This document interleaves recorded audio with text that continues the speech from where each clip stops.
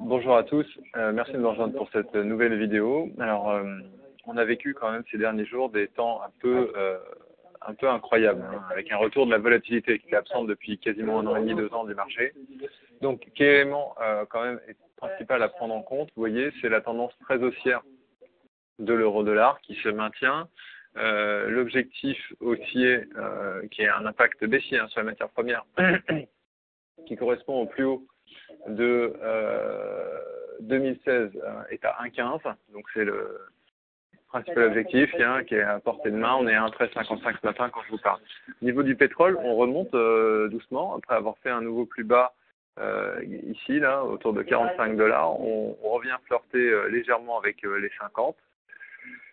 Le cours est réellement sans tendance. Hein. Vous voyez qu'il a été retourné faire exactement le même point qu'en octobre 2016. Donc ça, si c'était arrêté plus haut, ça aurait confirmé une tendance haussière, mais là, c'est pas le cas. Donc c'est plutôt une tendance,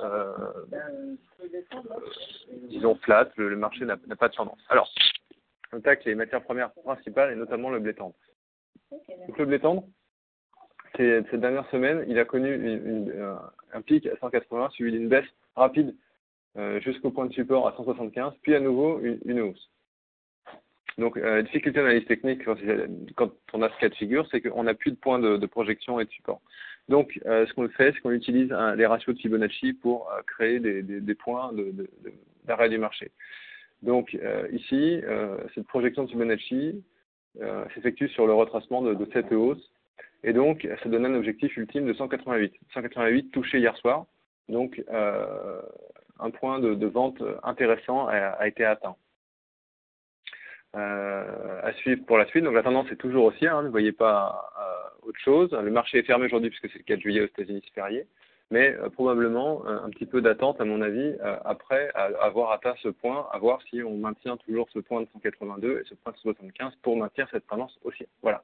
Le maïs, lui, en nouvelle campagne, n'a absolument pas réagi. Il est toujours bloqué, vous voyez ici, cette résistance de 175,50 et on n'avance pas, mais le marché reste quand même toujours, vous voyez, on pourrait la tracer comme ça, dans une tendance légèrement haussière, comme ceci. Colza, enfin, et soja. Le colza s'est heurté hier sur le novembre à sa résistance de 372. On l'a touché à nouveau et le marché a clôturé en dessous à 70,5. Donc le colza est toujours sans tendance. Il est en train de s'étrangler, vous voyez, doucement, entre cette petite courbe, cette petite tendance haussière et cette résistance de 372 qui ne le casse pas.